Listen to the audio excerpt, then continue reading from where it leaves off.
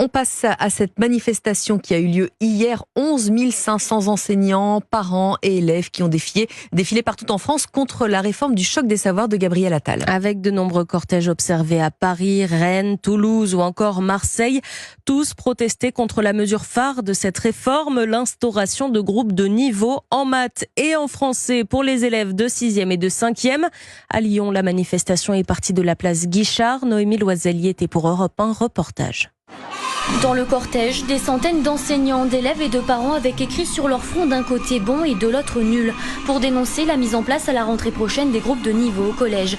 Des groupes qui vont trier les bons des mauvais élèves, s'inquiète Nadia, cette mère de 2 collégiennes scolarisées dans l'Isère. Ça va créer chez les groupes à difficulté un repli sur soi, ça va pousser au décrochage scolaire, d'être catalogué comme ça dans les nuls et les pas bons et l'impossibilité d'avoir les mêmes chances que les autres, c'est inadmissible. Une réforme du choc des savoirs jugée inégalitaire pour Indala Younes, professeur de français et secrétaire du syndicat SNES-FSU de Lyon.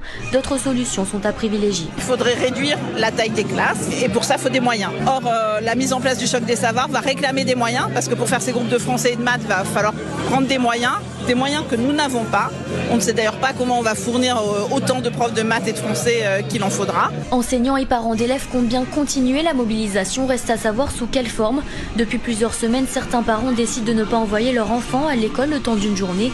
Des opérations collège mort qui pénaliseraient les élèves sur le long terme. Lyon, Noémie Loisel, Europe 1.